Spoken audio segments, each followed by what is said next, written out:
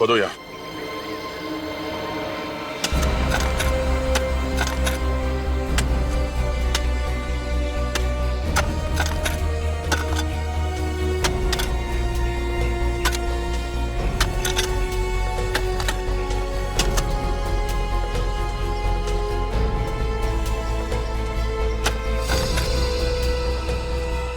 Sir, हाँ? हटाओ इसे।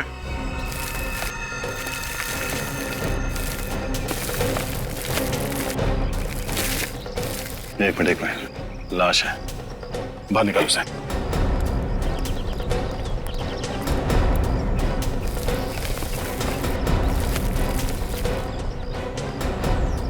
संभाल के।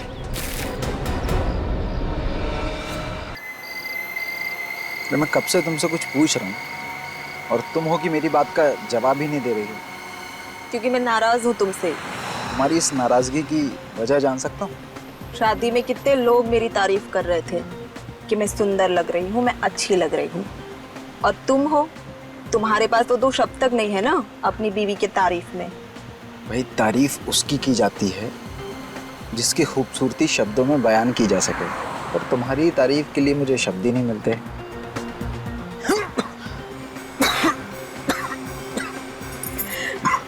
देखा वैभव, जो लोग ज्यादा झूठ बोलते हैं ना, उन्हें ऐसे ही खांसी आती है। क्या क्या हुआ वैभव? तुम ठीक तो हो ना? पता नहीं कि ये क्या हो रहा है। मेरी भी अटक रही है।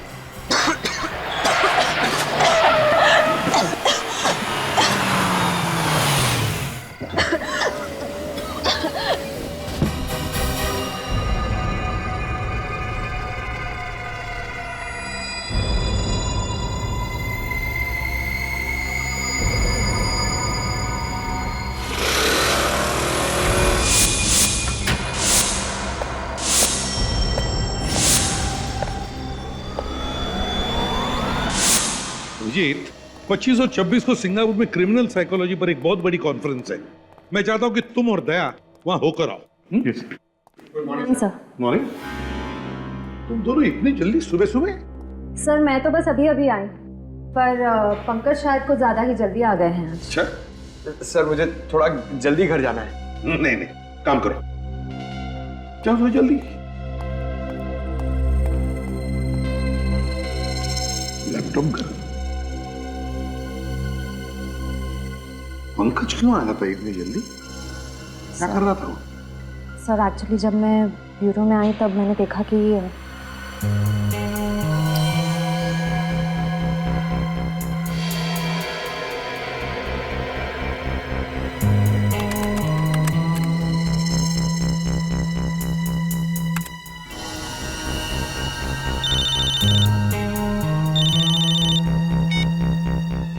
हेलो। हाँ सूरज सर। हाँ, आपने जैसे कहा था मैं वैसे ही कर रहा हूँ। नहीं सर, ब्यूरो में मैं अकेला हूँ, कोई भी नहीं है। हाँ सर, सारी डेटा कॉपी हो रही है। सर, कोई आ रहा है, मुझे आपको 2 मिनट फोन करने को। कौन है वहां? पंकज। अरे श्रेया, तुम कब आई? क्या कर रहे थे तुम यहाँ? मैं योगा कर रहा था। बैठे बैठे ना थोड़ा पीठ अकड़ गई थी तो।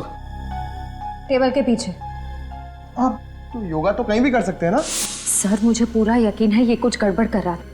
सर, मुझे भी लग रहा है ये सूरज और पंकज कोई टेढ़ी खीर पका रहे हैं सर। हाँ सर, कभी ये दोनों लैपटॉप तोड़ देते हैं, कभी सबूत को छुपाने की कोशिश करते हैं। सर, ऐसा लगता है जैसे ये केस को सुलझाना नहीं, उलझाना चाहते हैं। ये बात मेरे भी ध्यान में आई है काफी दिनों से, मगर क्या करें। सर, ये लोग जहाँ से आए हैं वहीं वापस भेज दीजिए। एक मछली पूरे तालाब को गंदा कर देती है। वापस भेजने में कोई हर्ज नहीं है अभी, लेकिन ये लोग तो डीसीपी चित्रोली के टट्टू है ना। उन्हें अगर वापस भेज दिया ना तो डीसीपी चित्रोले यहाँ हमारे ब्यूरो में आकर तांडव करेगा। CID bureau. क्या 2 लाशें मिली हैं? कहाँ पे?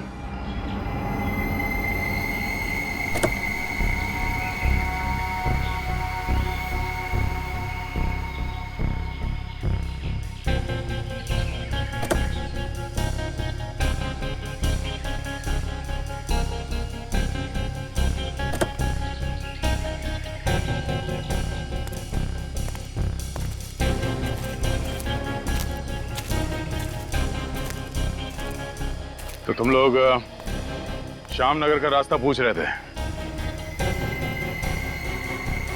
वो सर हम लोग रास्ता भटक गए थे, तभी मैंने ये गाड़ी देखी। दीपक, स्टॉप द कार। क्या हुआ? वहाँ एक कार खड़ी है, शायद कार वाले को पता हो कि श्यामनगर का रास्ता कहाँ पड़ेगा। हाँ, उससे पूछते हैं। Good idea. मैं देखता हूँ।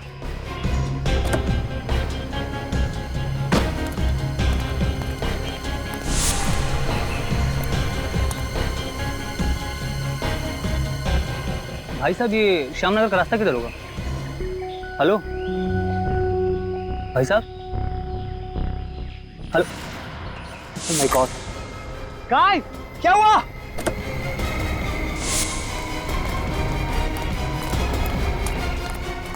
क्या हुआ?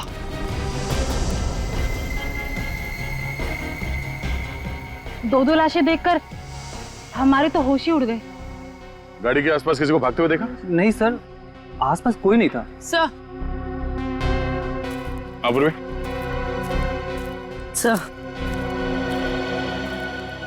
सर, इसके कान पे ये जो निशान है, लगता है किसी ने ईयररिंग खींच के निकाला है। सर, इसके गले पर भी एक निशान है। सर, लगता है मामला लूटपाट का है। हाँ पूर्वी। सर, ये गहने वगैरह शरीर के ऊपर के हिस्से से गायब है। ये पैर में बिछुआ और पायल वैसे के वैसे ही,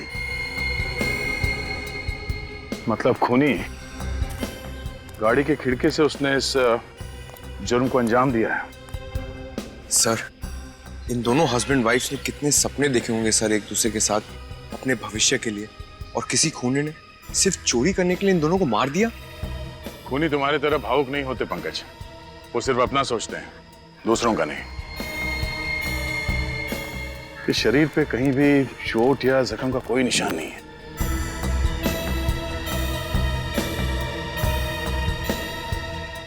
इन दोनों के पैर के नीचे ये नीला पड़ गया है।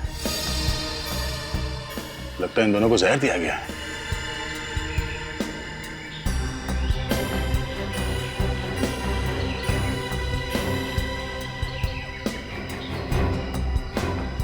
सर,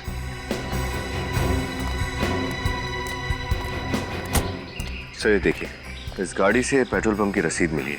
कल रात इन लोगों ने किसी पेट्रोल पंप से 2000 का पेट्रोल भरवाया था।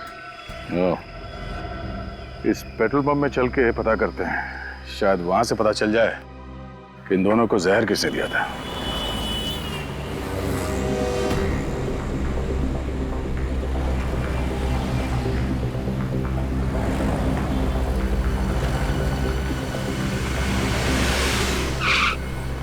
बोलो साहब, कितने का डालूं? आज सुबह ही टैंक फुल किया है। इतना जल्दी पेट्रोल खत्म हो गया? गाड़ी का एवरेज खराब है क्या? सीआईडी की गाड़ी का एवरेज बहुत अच्छा है। फिलहाल तुम इस गाड़ी के बारे में बताओ। हाँ साहब, ये पर्ची तो हमारे यहाँ की है। हाँ, इस कार में पेट्रोल कल रात यहीं पे डाला गया था। हाँ साहब, भराया तो था। पप्पू, जी क्या बात है पप्पू? कौन है? साहब, ये लोग सीआईडी से किसी कार के बारे में पूछ रहे हैं। सीआईडी? क्या बात है सर, कुछ प्रॉब्लम है क्या? बहुत बड़ी प्रॉब्लम है। इस कार में जो हस्बैंड वाइफ कल जा रहे थे, उन दोनों का खून हुआ। खून? किसने किया? यही पता लगाने की कोशिश कर रहे हैं हम लोग। क्या बता सकते हैं कि इनके साथ कोई और भी था या ये दोनों ही थे सर? मैं तो नहीं मालूम सर, लेकिन हाँ, गिरीश बता सकता है। कौन गिरीश? वो नाइट की शिफ्ट में काम करता है। जरा इस गिरीश को बुलाना। सॉरी सर, वो तो हॉस्पिटल में है। हॉस्पिटल में? क्यों? वो कल रात को 12 सवा 12 बजे के आसपास अचानक वो गिर गया और बेहोश हो गया। बेहोश हो गया? कैसे? पता नहीं साहब, उसे चक्कर आने लगे थे। इससे पहले कि हम लोग कुछ समझ पाते वो धड़ाम से नीचे गिर गया। मुझे लगा कि बेचारा 2-2 शिफ्ट में काम कर रहा था, इसलिए थकान की वजह से ऐसा हो गया हो। कौन से हॉस्पिटल में भर्ती है ये? शांति शिविर हॉस्पिटल। शांति शिविर हॉस्पिटल। सर ये वैभव और शिखा ये लोग एक शादी से लौट रहे थे सर, जब इन पे हमला हुआ। और सर हमला होने से पहले रात करीब 12 बजे ये लोग एक पेट्रोल पंप पर पहुंचे थे, जहां एक अटेंडेंट गिरीश ने इनकी गाड़ी में पेट्रोल डाला और इनके जाने के बाद वो बेहोश हो गया और हॉस्पिटल पहुंच गया। अभिजीत, ये पेट्रोल अटेंडेंट गिरीश का बेहोश होना और फिर उसके बाद में वैभव और शिखा इन दोनों पर हमला होकर उनकी भी मौत होना, कहीं इन दोनों बातों में कोई कनेक्शन तो नहीं? सर मैं अभी अभी हॉस्पिटल में गिरीश को मिलकर आ रही हूँ। डॉक्टर्स का कहना है कि उसकी बेहोशी की वजह थकान नहीं, कोई जहरीला केमिकल है, कोई जहरीली गैस। तो फिर अभिजीत इसका मतलब है कि ये दोनों शादीशुदा इसी जहरीले गैस के चपेट में थे और इन्हीं के जरिए इस गिरीश तक ये जहरीला गैस पहुंच गया। हाँ सर, गिरीश बच गया क्योंकि वो वक्त पर हॉस्पिटल पहुंच गया, लेकिन वैभव और शिखा की किस्मत इतनी अच्छी नहीं थी। मगर ये जहर है कौन सा? है कौन सा ये जहर जो 2 मिनट में आदमी दम तोड़ दे? सर? हाँ। सर इस जहर का नाम है सोडियम ब्यूरोक्साइटिस। हेलो तारिका जी। सोडियम ब्यूरोक्साइटिस। हाँ सर, ये जहरीला केमिकल मुझे वैभव और शिखा के फेफड़ों से मिला है। फेफड़ों में मिला है तो इसका मतलब है अभिजीत कि इन दोनों ही ये जहर किसी चीज से सूंघा है या फिर सूंघाया गया है। हाँ सर, क्योंकि बॉडीज में इंजेक्शन वगैरह का तो कोई निशान नहीं मिला है मुझे। वही तो। और पेट में खाने पीने में कोई जहर नहीं मिला? पंकज, जब डॉक्टर तारिका कह रही है कि जहर सिर्फ फेफड़ों में था, तो उल्टे सीधे सवाल पूछ कर परेशान मत करो इनको। मालूम है कितनी मेहनत लगती है सब ढूंढने में। अरे आप थक गई होंगी, मैं कुछ मंगाऊं आपके लिए? फिर कभी अभिजीत, आज थोड़ा लेट हो रहा है क्योंकि सालों के साथ पूना गए ना, तो सारी जिम्मेदारी मुझ पर ही है। सर उनके सब पूना गए हैं? ये तो बड़ी अच्छी बात है। मतलब दिन रात काम करके थक गए हैं बेचारे, पुणे गए हैं तो थोड़ा चेंज हो जाएगा।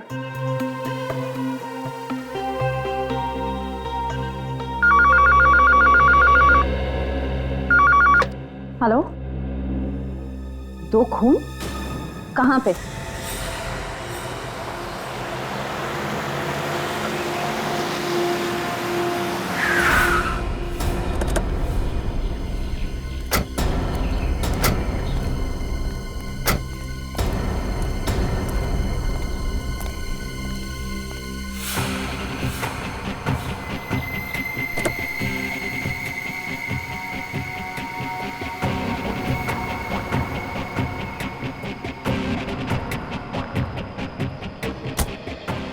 कमाल है, एक ही दिन में 4 खून। मैंने भी ठीक वैसे ही मारा गया जैसे वैभव और शिखा को।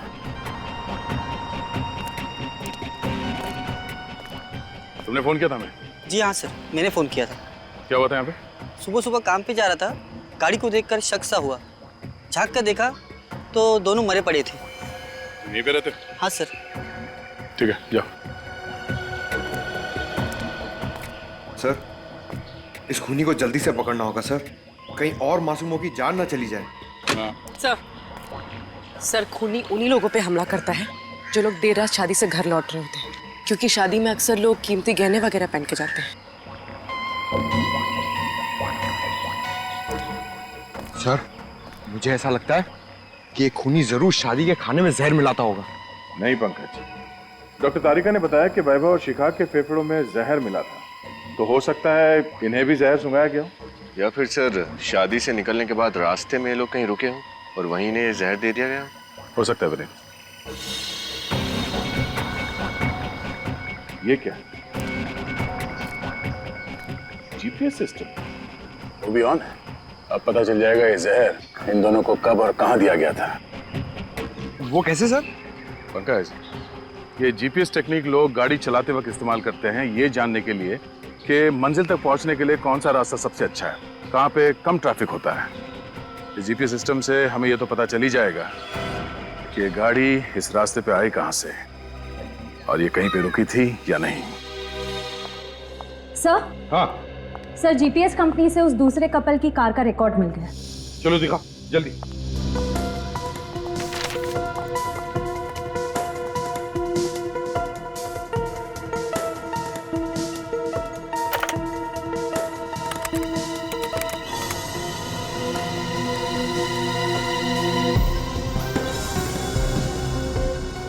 ये देखो अभिजीत, ये है वो शादी का हॉल, इसे हम पॉइंट ए कहते हैं।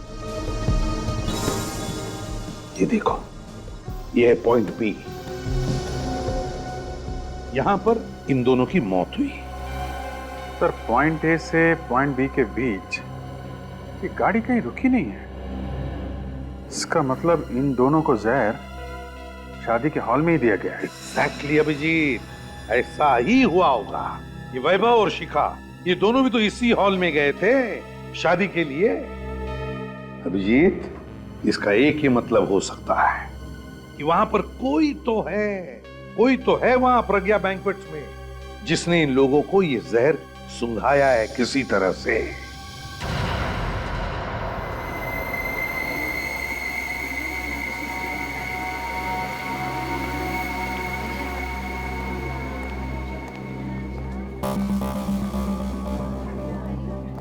आसपास नजर रखना। अरे प्रकाश जी नमस्ते। ओ आइए सर, हम कब से आप ही का इंतजार कर रहे थे। कैसे हैं आप परेशान क्यों लग रहे हैं? सर आज मेरे इकलौते बेटे की शादी है और उसमें आप ये सीआईडी वालों की तहकीकात, बड़ी टेंशन हो रही है सर। आप चिंता मत कीजिए, कुछ नहीं होगा। फिर भी सर डर तो लगा हुआ है ना। निश्चिंत रहिए आप, कुछ नहीं होगा, हम लोग हैं ना।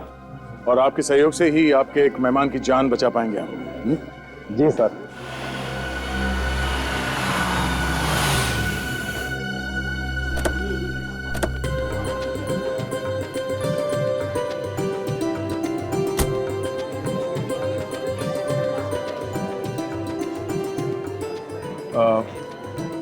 हम लोग दूल्हा दुल्हन से मिल लेते हैं।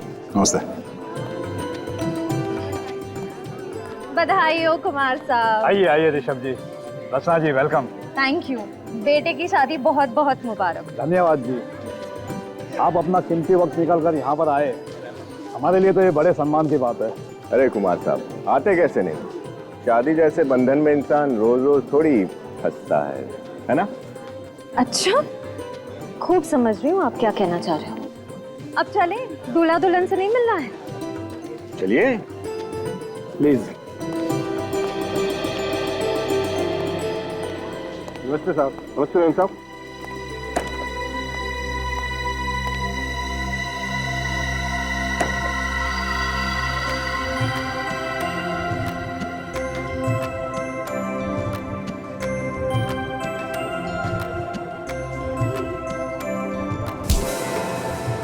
भाई साहब जरा देख कर चलिए। माफ कीजिएगा, वैसे मेरा नाम अमित है। हमारा नाम हर्ष है और ये है मैं इनकी पत्नी रचना। बहुत खूबसूरत है जी। मतलब क्या है आपका? गलत मत समझिए, मैं इनके हार की बात कर रहा था। ये पूरे 10 लाख का है।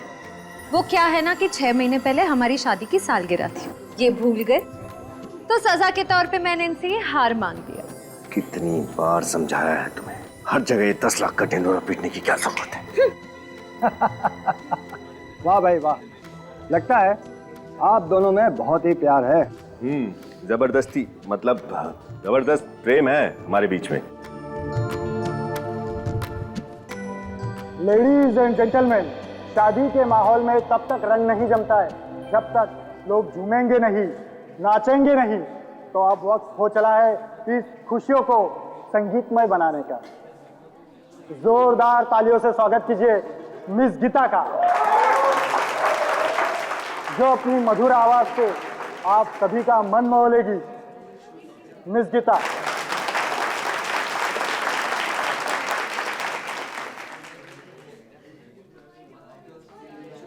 ये लीजिए।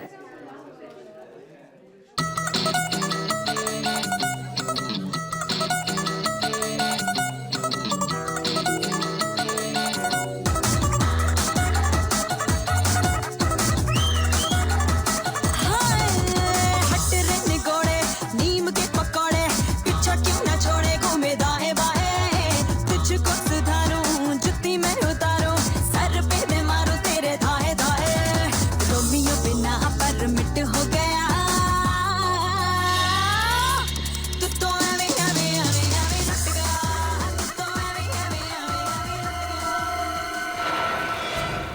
सॉरी साहब, गलती हो गई साहब। दिखाई नहीं देगा तुम्हें? हाँ, सब पी के घूम रहे हो क्या यहाँ? जिसे देखो हमसे आगे टकरा रहा है यहाँ। अरे वो जहरीला केमिकल इन फूलों में तो नहीं है? ये सब गलती होगी साहब। क्या क्या किया ये? साहब मैंने जानबूझ के नहीं किया साहब। गलती हुई है, जानबूझ के किया, पता चल जाएगा। इन जहरीले फूलों से लोगों की जान लेता तू, हाँ? और फिर उन्हें लूटता है। साहब आप कैसी बात कर रहे हैं साहब? मैं वेटर हूँ सर, मैं खूनी नहीं हूँ साहब। चुप, फ्रेडी, इसे ब्यूरो लेके जाओ, अच्छी तरह से खातिरदारी करो इसकी। फ्रेडी, चलो हॉस्पिटल चलते हैं। चल, तेरा खेल खत्म। चल। साहब मेरी बात का यकीन करो, मैंने कुछ भी नहीं किया साहब। चल। ये सब क्या था कुमार जी? कुछ नहीं, अब सब ठीक हो जाएगा।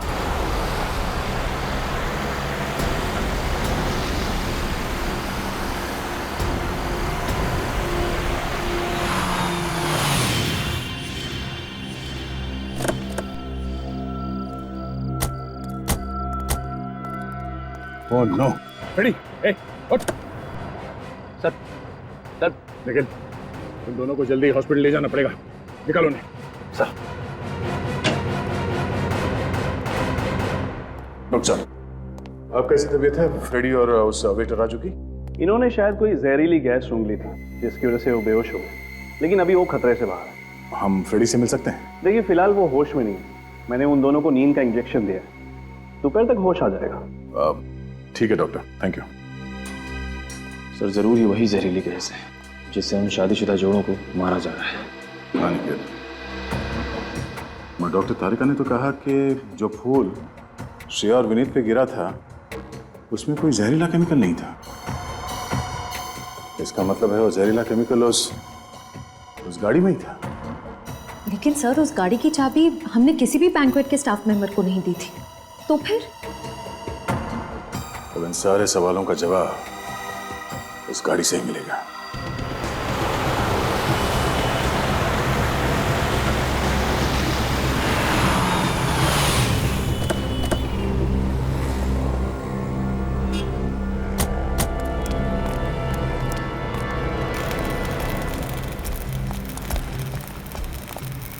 कुछ पता चला किशोर? गाड़ी के अंदर वो जहरीली गैस कहां से गई होगी? नहीं साहब, मैकेनिक की नजर से देखकर लगता नहीं है कि इस गाड़ी से किसी ने छेड़छाड़ की है। सब कुछ एकदम बरोबर है। तुमने अच्छी तरह से तो चेक किया है ना, बारीकी हाँ से? साहब, एकदम बरोबर है।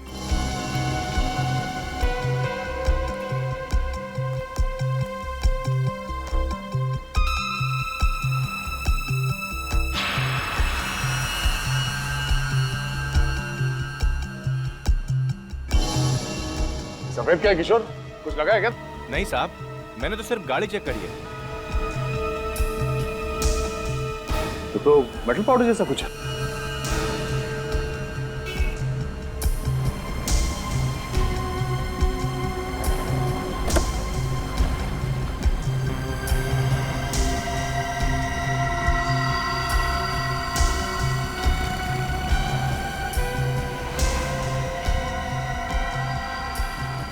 ओह, तो ये चक्कर है। क्या है सर? देखो, खुद ही देख लो।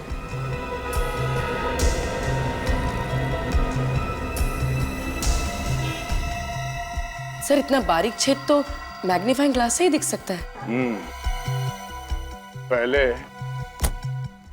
पहले यहाँ दरवाजे पे किसी ने ड्रिल मशीन से छेद किया और फिर उस छेद के जरिए अंदर वो जहरीली गैस डाल दी गई। लेकिन सर ये ड्रिल मशीन तो बिजली से ही चलती है ना? अगर उसने ड्रिल मशीन का कनेक्शन किसी और वायर के थ्रू कहीं किया होगा तो किसी ने तो उसे देख ही लिया होगा। ये भी तो हो सकता है कि ड्रिल मशीन बिजली से नहीं बल्कि बैटरी से चलती है। सब कुछ पोर्टेबल है। हेलो, हाँ बोलिए। क्या? निशान? अच्छा, ठीक है, उसकी फोटो, एड्रेस, सेल नंबर और सारी डिटेल्स मुझे भेज दो। Okay, thank you. क्या हुआ सर? प्रज्ञा बैंक्वेट हॉल का दरबान निशान वो गायब है। ना वो काम पे आ रहा है, ना ही फोन कॉल उठा रहा है। सर ये सब किया धरा उस निशान का ही तो नहीं है? अब ये तो उस दुकान से ही पता चलेगा जहाँ पे ये खास बैटरी वाली ड्रिल मशीन मिलती है। पता करो कहाँ कहाँ ऐसी ड्रिल मशीनें मिलती हैं? निखिल, लगता है ये वही डिस्ट्रीब्यूटर है जो वो ड्रिल मशीन बेचता है। चलो। सुनिए, हम लोग सीआईडी से हैं, आपसे कुछ पूछताछ करना चाहते हैं। बैटरी से चलने वाली शक्तिशाली ड्रिल मशीन्स पूरे शहर में सिर्फ आप ही की दुकान पे मिलती है ना? जी, होलसेल की बस मेरी ही दुकान है उन ड्रिल मशीन्स की, और कहीं नहीं मिलेगी आपको। तो जिन दुकानों को आप ये मशीन्स बेचते हैं, 1-2 पीसेस तो बेचते नहीं होंगे, कम से कम 15-20 पीसेस बेचते होंगे। जी बिल्कुल। तो पिछले कुछ दिनों में आपने इस तरह बैटरी से चलने वाली ड्रिल मशीन अगर बेची है तो किसको बेची, याद है कुछ आपको? सर मैंने तो नहीं बेची, लेकिन मेरी दुकान पे एक छोटू नाम का लड़का काम करता था। उसे एक ग्राहक ने 500 रुपए ज्यादा का लालच दिया, उसे उस मूर्ख ने बेच दी। छोटू, बुलाओ उसे। जी मैंने उसे निकाल दिया। काम से निकाल दिया? तो क्या आप उस ग्राहक को पहचानते हैं? जी बिल्कुल, वो पहले मेरे पास आया था। जब मैंने उसे मना कर दिया तब शाम को दोबारा आया। जब मैं दुकान पे नहीं था तब छोटू ने उसे दे दी। ये यही था वो?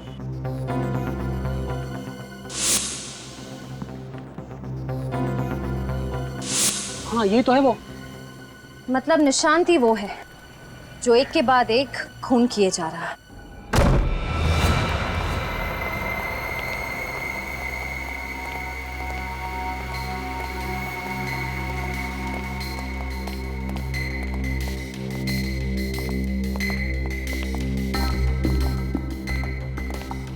लगता है अपने परिवार के साथ 9-11 हो गया। तलाशी लो घर की अच्छी तरह से।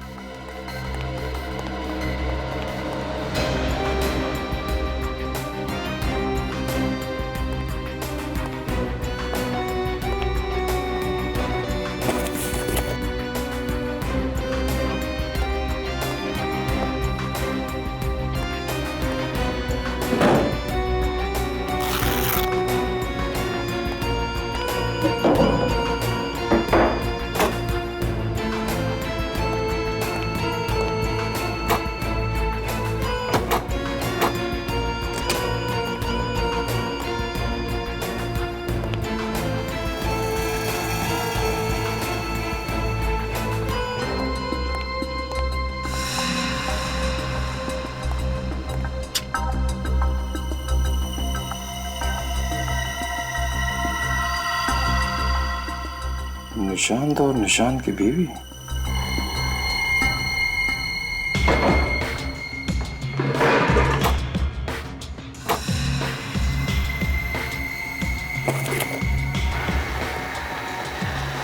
ये है वो पोर्टेबल ड्रिल मशीन जिसे उस कार के दरवाजे पे छेद किया गया। सर, हाँ विनीत। सर ये देखिए, नई वॉशिंग मशीन, नया टीवी और सारा नया नया सामान खरीदा है इस निशांत ने। सर, एक दरबान अचानक इतनी कीमती चीजें तभी खरीद सकता है जब उसकी कोई बड़ी लॉटरी लगी हो, या फिर वो गलत कामों में उलझा हुआ है। सर, ये इयररिंग अंदर पड़ा हुआ मिला था, शायद शिखा का ही होगा। लगता है निशांत घाई घाई में सामान पैक करते समय ये इयररिंग पैक करना भूल गया। हाँ सर, मुझे लगता है शादी के हॉल में हमें देखकर उसकी हालत पतली हो गई। अपना सारा नया सामान छोड़कर यहाँ से रफू चक्कर हो गया हो। उड़ उड़ के कबूतर कहाँ तक उड़ेगा। एक काम करो, मोबाइल कंपनी से पता करो कि ये कबूतर इस वक्त कहाँ है।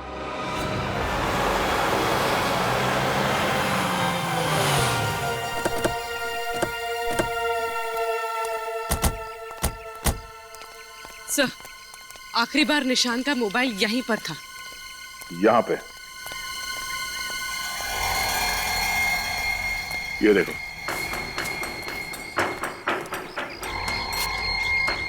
मोबाइल तोड़ दिया गया है। इसमें तो सिम कार्ड भी नहीं है।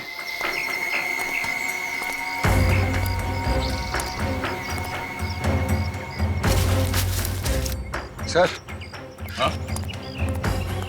देखिए सर, फावड़ा पड़ा हुआ है, मिट्टी भी लगी हुई इस पर ताजी। एक काम करो, आसपास देखो कहीं खुदाई का काम हुआ है क्या।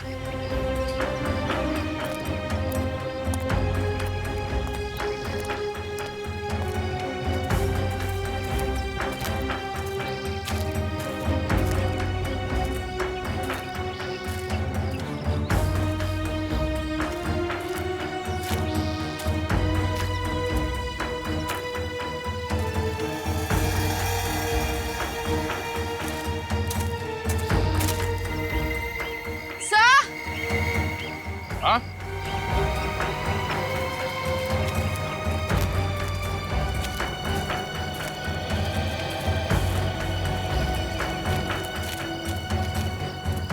सर ये देखिए, सर यहाँ मिट्टी खुदी हुई है। खोदो यहाँ।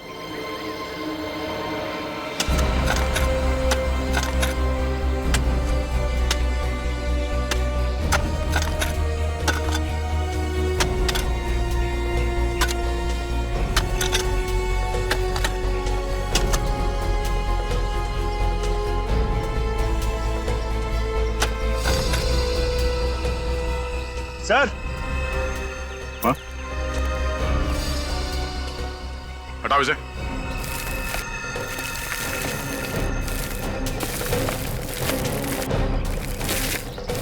एक मिनट, लाश है, बाहर निकालो उसे।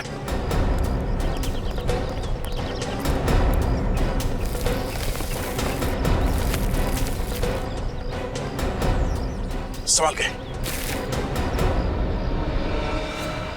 सर ये निशांत है। निशांत? सर, इस केस से तो मेरा सर चकरा गया। अब इस निशांत को किसने मारा होगा? उसी ने जिसने ये सारे खून किए हैं और चोरियां की हैं। उसने इस निशान का इस्तेमाल किया सिर्फ हमें गुमराह करने के लिए। हाँ, तारिका क्या पता चला इनके बारे में? सर मुझे 2 बातें पता चली है जो आप लोगों को खूनी के काफी करीब ले जा सकती है। अच्छा, वो क्या? तो ये देखिए, इसके गले पे ये खरोचों के निशान जो शायद खूनी के साथ हाथापाई की वजह से हो गए हो। सर, उस जंगल में जहाँ पे हमें निशांत की बॉडी मिली थी, वहां पे हमें निशांत का टूटा हुआ मोबाइल भी मिला था। कहीं इस हाथापाई की वजह से तो वो नहीं टूटा? हो सकता है, मगर ये खरोचों हमें खूनी तक कैसे पहुंचाएंगी? क्योंकि सर इन खरोचों से ये पता चल रहा है कि खूनी कोई लड़का नहीं बल्कि एक लड़की है। लड़की है? वो कैसे? सर इन खरोचों के अंदर मुझे नेल पॉलिश के ट्रेसेस कुछ अंश मिले, और सिर्फ इतना ही नहीं, निशांत के नाखूनों में मुझे चमड़ी मिली है जिसकी डीएनए रिपोर्ट भी यही बता रही है कि खूनी एक लड़की है। नेल पॉलिश की ट्रेसेस मिले, और दूसरी बात क्या है? वो ये कि इसे भी वही जहरीला केमिकल दिया गया था जिससे उन शादीशुदा जोड़ों का खून किया गया था। मतलब इस सारे के पीछे एक ही औरत है, एक ही औरत जिसने वो सबूत भी निशान के घर में रखे और फिर इसे जंगल में बुलाकर मार डाला। और ये सारा का सारा काम इतनी सफाई के साथ किया कि पूरा शक निशांत पे जाए। सर हो सकता है इस निशांत की बीवी उसी औरत के कब्जे में हो सकता है श्रेया, हो सकता है। पर हो ना हो, ये कोई औरत ही है, उस होटल की स्टाफ मेंबर जिसने सारा खेल रचाया है। सचिन, काम करो, प्रज्ञा बैंक्वेट में फोन करके पता लगाओ क्या कोई स्टाफ मेंबर है, कोई औरत जो छुट्टी पर है किसी कारण।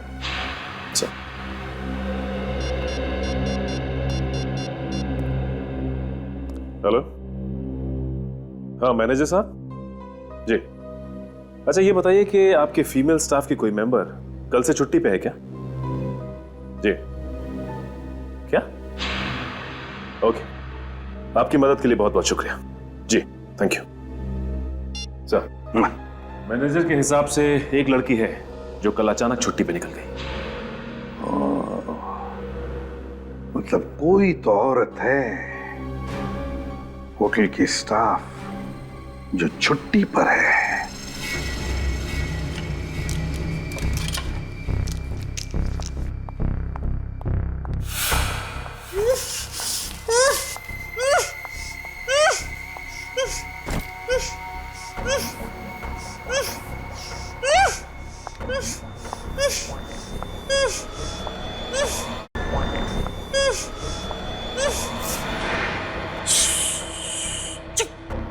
एकदम चुप। बोलना है इसलिए खोल दूं। ले ले। आप मुझे छोड़ दो। निशांत तो तुम्हारे इशारों पे कठपुतलियों की तरह नाचता है ना, और तुम्हें क्या चाहिए? मैं जो चाहती थी मुझे तो वो मिल ही गया है। अब तो बस एक खूबसूरत सी जगह जाकर सुकून की जिंदगी जीनी है। जब तुम्हारा मकसद पूरा हो चुका है तो मुझे मेरे निशान के पास जाने दो ना। अच्छा, अगर तुम यही चाहते हो तो यही सही।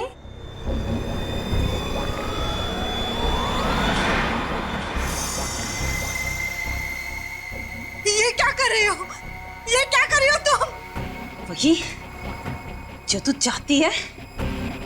निशांत के पास जाना है ना तुझे? निशांत? कहाँ गया मेरा निशांत? क्या किया तुमने निशांत के साथ? मार डाला मैंने उसे। नहीं, नहीं, ऐसे नहीं हो सकता, ऐसा नहीं हो सकता। ये सच नहीं है ना? हाँ, नहीं, नहीं, नहीं, मत करो ऐसे। नहीं, मत करो ऐसे, मत करो ऐसे, मत करो तुम। नहीं,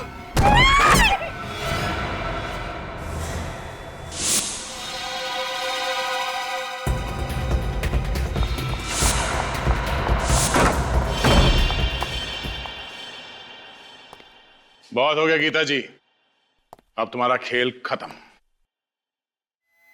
खेल? खेल अभी खत्म नहीं हुआ है, खेल तो अभी शुरू हुआ है।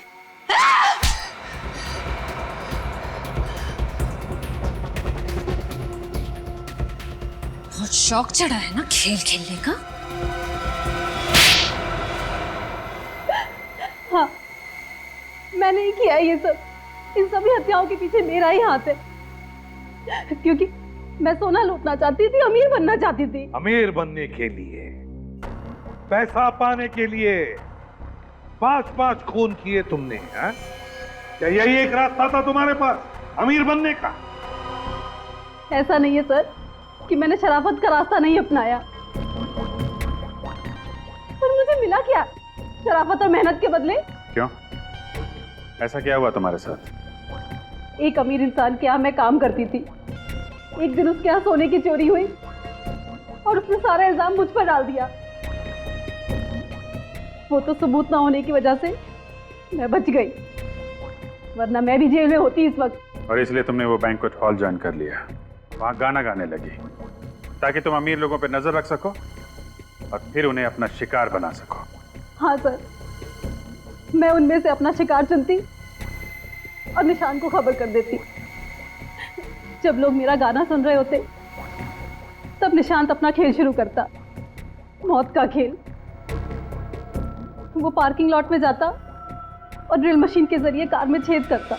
हाँ मैम साहब, हाँ ठीक है, काम हो गया मैम साहब। हाँ हाँ हाँ, देख लिया मैंने। Okay ma'am.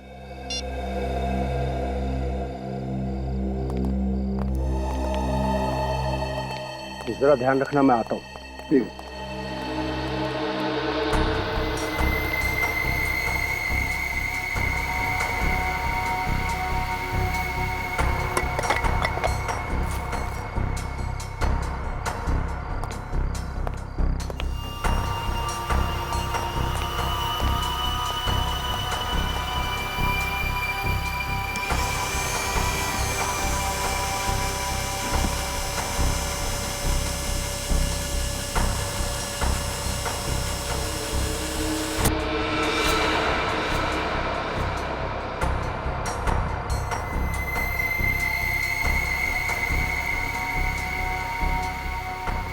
जैसे ही हमारी चुनी हुई कार शादी से निकलती, मैं और निशांत उसका पीछा करने लगते। जहरीला केमिकल आधे घंटे में अपना असर दिखाता था और कार में बैठे लोगों का दम घुटने लगता। वो लोग खिड़कियां खोल देते ताकि खुली हवा में सांस ले सके, और तब मैं वहां पहुंचकर उनके सारे गहने और जेवर लूट लेती थी। निशांत तो तुम्हारे लिए काम कर रहा था ना, फिर उसे क्यों मारा तुमने? सारा दिमाग मैं लगाती, प्लान मैं बनाती, और आए दिन वो बस अपना हिस्सा बढ़ाने की बात करता। और वैसे भी मैंने तो उसे बस एक जरिए की तरह इस्तेमाल किया, एक मोहरे की तरह, ताकि सीआईडी का शक उस पर जाए। जब मेरा काम खत्म हो गया तो मैंने उसे भी मार दिया। वाह रे वाह, अगर इतना ही दिमाग, इतनी ही मेहनत किसी अच्छे काम के लिए इस्तेमाल करती तो वैसे ही पैसा कमा लेती, पर नहीं, 5-5 खून किए तुमने, तुम्हें तो फांसी ही होगी, फांसी।